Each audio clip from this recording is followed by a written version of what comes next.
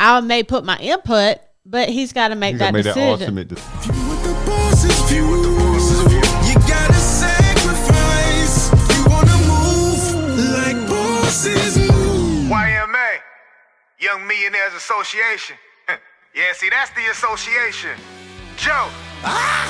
All right, guys. Welcome to the YMA Nation podcast, episode number 37.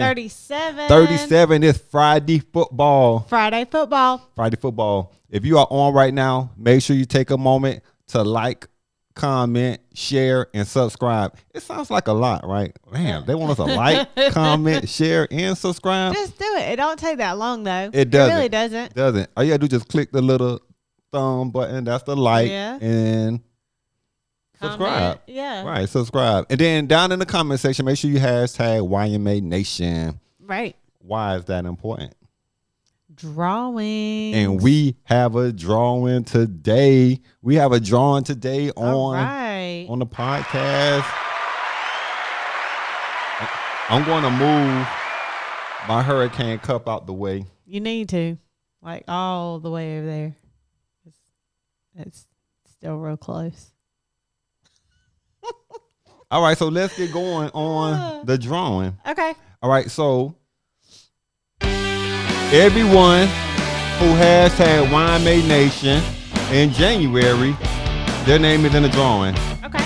It's a lot of people. So everyone who has had YMA Nation during January, all of the episodes in January, your name is in the drawing. Okay. So we are going to pull 4 winners. Each winner is going to win $25 each. Okay. Easy money. Ready? You can win more than once. So let's go. Okay. 1. Number 1 is Jackie Facing. You just won yourself $25, Jackie Facing. There you go. Number 2 is Ashley Conrad. Ashley Conrad, you just won yourself $25. And both of them, actually, Jackie came from episode number 33. Ashley Conrad is from episode number 23.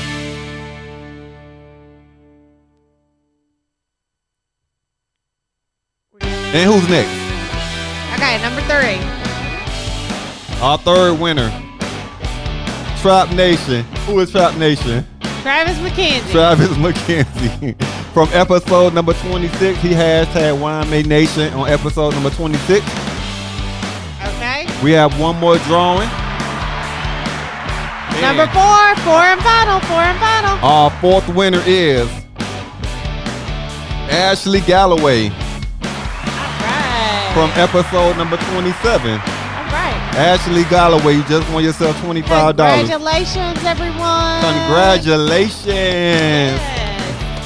All right. So in February, make sure you guys are hashtagging YMA Nation down in the comment section. And we will do a drawing every month. Yes. All right.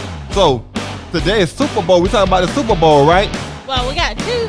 The Super Bowl is Sunday. So, that's the highlight. Right. The highlight, Super Bowl Sunday, of course. And then Wednesday was National Signing Day. National Signing Day. And she have all of the details for you guys. Yeah. All right, let's get going. Where you want to start? Let's start off with National Signing Day. And then we'll get into the big Super Bowl. Yes. So National Signing Day, for you guys who aren't familiar with National Signing Day, it's where all of your top or high school recruits are signing their commitment letters to what college they're going to go to and play football, right? So this is for back before they had early signing day, this was like a huge deal. Like, you would see the players would have their ball caps or sweaters or, I remember those times. It used to be so huge, but now that they have the early signing day, a lot of commits sign on the early signing day, so signing day doesn't have the same oomph, that excitement that it used to. So a lot of your big schools, your blue collar schools are getting their recruits early, and you don't really hear. You get some flips, so we'll talk about that. But typically, we pretty much know where everybody's going by this time, right? Well, the top recruits anyway. The top recruits. So, National Signing Day. Got a good one for you guys. Alabama clinches the best recruiting class of all time, previously held by, who was it held by? Do you know? Let's tell me. Florida Gators, the 2010 signing class for the Florida Gators. Wow, that's interesting. And I was going to say Miami, but I didn't want to know. Oh, Lord. Okay. He was thinking about like the 90s. Let's go. Okay. Miami dominated back then. Everybody had their seasons. They reeled in 16 of the top 100 recruits. So out of the top 100 recruits In the nation, Alabama got 16. we talked about this. Was this last week when we was talking about Alabama and how they're going to look this upcoming season? And I said with Nick Saban and their recruiting, they're going to continue to be a powerhouse, right? Yeah. 16, man. 16, right. So, and we were talking about the early signing day and how that's impacted the National Signing Day and what it is today. So, 95% of blue chip prospects, that's your 4 and 5 star players coming out of high school, sign during early signing day now. 95%. 95%. I mean, they might as well just just do it all. do it all early. Right. And then just, whoever wants to sign later can, because that's what it's going to. Because a lot of the players want to graduate early. They want to get in to the school for spring workouts and things like that. So they're signing early, getting their scholarships, and being able to go ahead and attend school early. You think that was the whole strategy on, just starting early? The way that high schools are set up now and the class.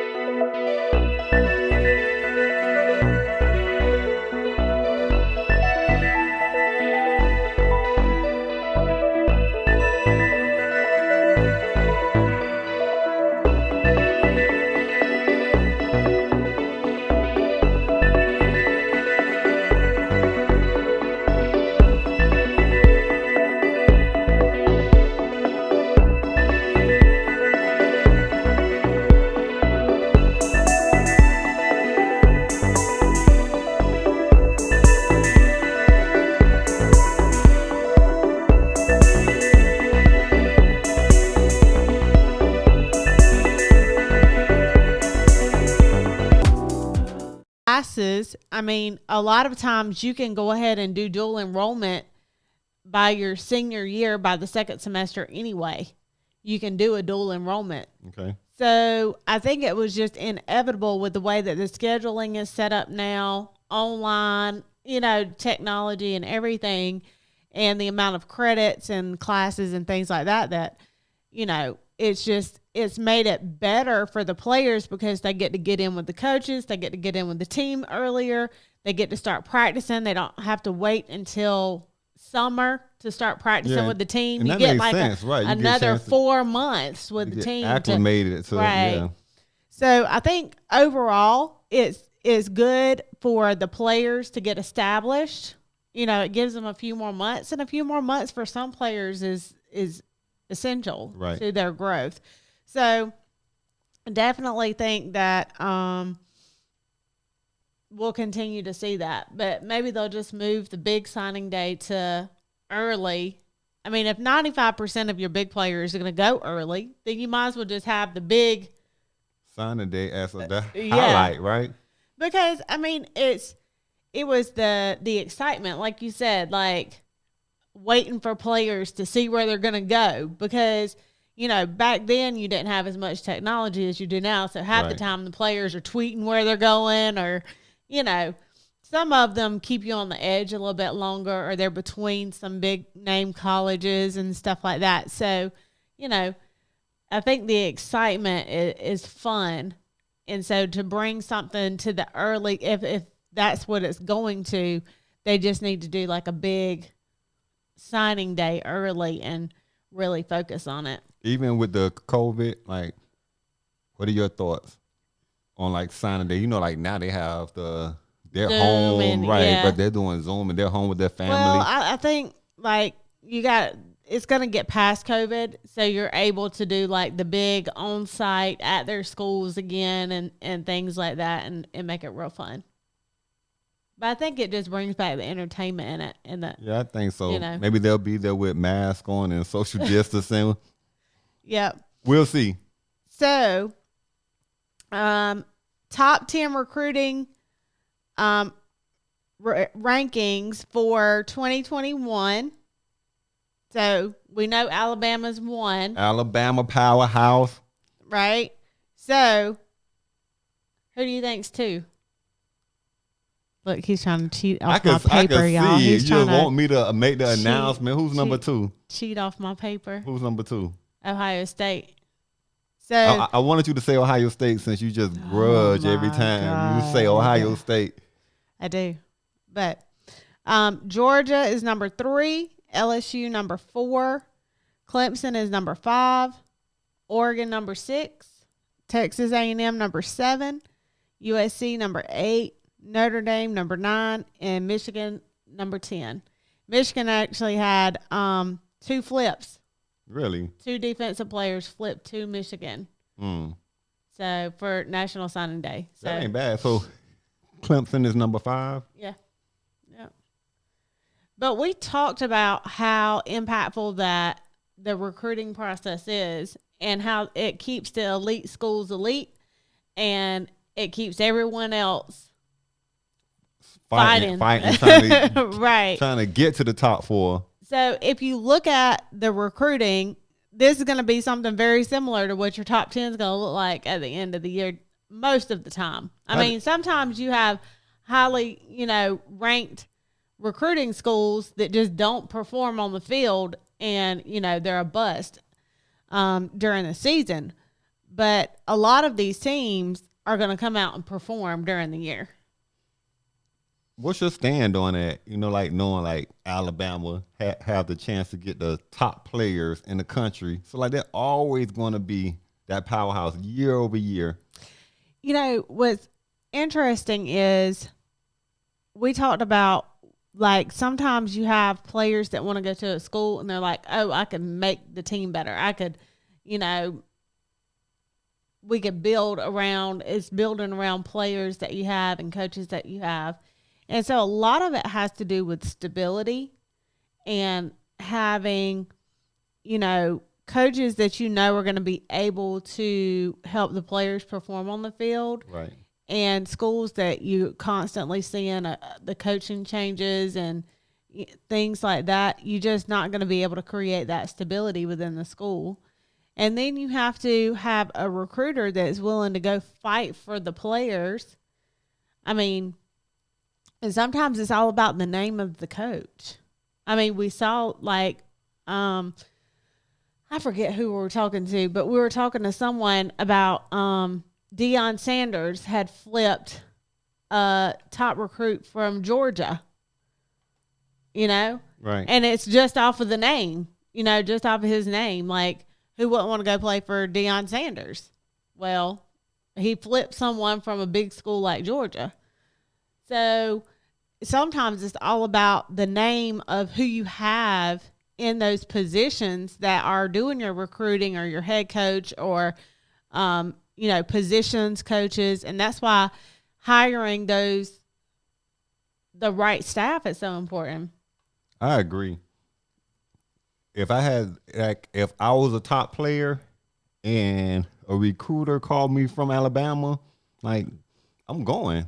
Right. If I got a call from Clemson, I'm going. If I got a call from Ohio State, like I'm going. But to allude back to your point too, if I have the chance to think, if I go to this team that's ranked number 6 and I can go there and start also, then I might consider that too. Right. So it's a, some players want to play. Some players want to go to a certain school. And they know that eventually they're going to get to play. So if they just wait it out and wait their turn, then they know that eventually they're going to get that playing time. Right. But it's all about the name of the school and saying, I played for Alabama. I played for Clemson. I played for Ohio State, And the other great thing, too, is when you see over the history of, like, Nick Saban and say that, look how many players have left Alabama and went to the NFL. If the players from Clemson, how many players from Clemson leave Clemson and go to the NFL? I knew you were going to say that. So, you did not know. I didn't. But interestingly enough, because I'm a Clemson fan, so really? I follow Clemson players. I thought somebody just sat that mug over there next to you. Since I don't really like follow the NFL like I do college, this is how I'm picking my Super Bowl, who I want to win the Super Bowl. Okay. Is Kansas City has 3 Clemson players on there. Watkins, Dorian O'Daniel, and Bashar Breeland. And Tampa Bay only has 1, and that's Bradley Pinion, the punter. So I'm going to go with Kansas City. You're going with Kansas City? Really? Just because? I guess that makes sense, though. Yeah. Because you're not, if you're not a fan of Kansas City or Tampa Bay, how do you choose? Well, yeah. All my players are over here. I'm giving y'all ways to pick. If neither one of them are your team, this is a great learning opportunity. Is it a learning opportunity? It is. You just go look at the roster and see who has the most from your favorite team and go from there. But no, seriously. But that's real. That's how many players they have from Clemson. But you're right. Alabama sends a lot of people to the NFL, Ohio State, Clemson. So if you go to those schools, even if you're not starting, that your NFL chances are greater just by playing for that school. Right. Just by carrying the name of the school with you. So, fun. Signing day. Yes. Good details, good information. Yep. What do you think about that? The recruit who did the tweet on Nick Saban. Oh my goodness! Why? Why? Right? Why? I'm just saying, and I guess because it is all about the internet, social media world of teenagers, and they want that quick satisfaction and attention. Yeah. So, but you have to think of how that impacted you, like. We're not going to blast him. Yeah. I have his name, but we're not going to blast him. But it was a 2022 defensive end. We don't have to blast him because Alabama's players, it's viral, right? All it's viral. Alabama's players gave it to him. So there's just certain things that are sacred in certain elements. You know what I'm saying? Like we talk about, football's a business, right? Mm-hmm. So your recruiting strategies, that's your bread and butter. That's like your secret sauce. Is how you're going to go talk to these recruits and what you're going to say to them that makes them want to choose you over someone else. And that's just like a sacred conversation. That's between you and the coach. That's something that you hold to yourself and your family, whoever's involved in that conversation. Right. And then you as a family make a decision. Hey, we think this is going to be the best. Ultimately, it's whoever's playing football. Like my son, he plays football. So when he gets ready to make that decision in the next 12 months, then he's going to make that decision. I may put my input, but he's got to make that decision. That ultimate decision on what he feels is best for him. Right. So if a coach comes and is talking to him recruiting conversations, then that's between him and that coach. I started off checking it every other week, just like most people do. Then it got out of control. I couldn't help myself. I started checking it day after day after day. I didn't realize that I was becoming addicted until my wife said something. What did she say? She said, "It's just a credit score, relax."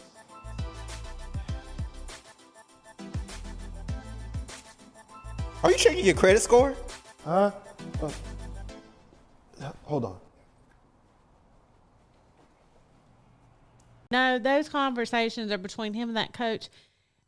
Or if the coach comes to the house and has the conversation with the family, that's between the coach and the family that he's talking to. Right, not like to be going and tweeting like, "Hey, guess who just left here?" And Or we talked about recording it. or Like, recording why was would just. you even record it? I'm gonna And tell you, it's easier now because of COVID and a And lot Zoom, of and yeah. Zoom, and the coach doesn't really understand.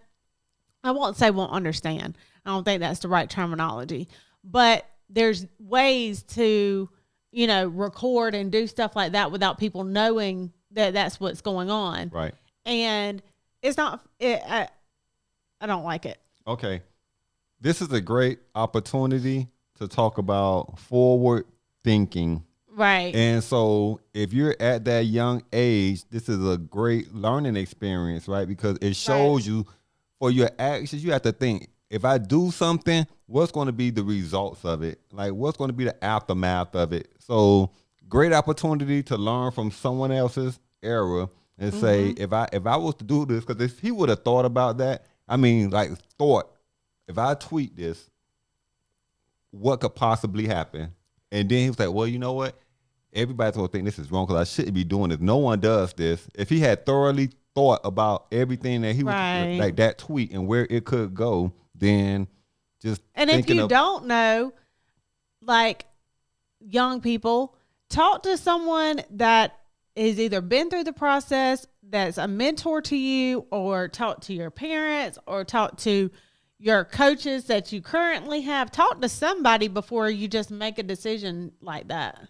I think that's obvious, though. I mean, as a player, he should have thought that through. Yeah, that's obvious. Yeah. If I record this and publicize it through Twitter, like everyone's going to see it and they're going to respond. And what's that response going to be like? Negative, like, because they're going to be like, oh my God, you put Nick Saban out on the internet and what he was actually showing during this recruitment. I think his perspective was, hey guys, I'm in a conversation with Nick Saban. Look at me. Look at me, guys. That instant fame. That instant, gratification, Right. but not thinking like all of what could possibly happen after that. So he learned after he posted it. Oh, you gonna learn today. You gonna learn today. Real fast. But let's talk about the Super Bowl. Super Bowl number 55. Again, I'm not a big NFL follower fan. I follow some of it. I'm interested to see what's going to happen with Watson.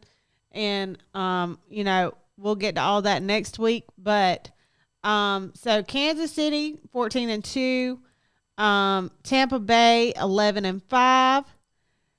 Interesting. Well, hold on. So as of the current stats, Kansas City is 16-2 and Tampa Bay is 14-5. Oh, yeah.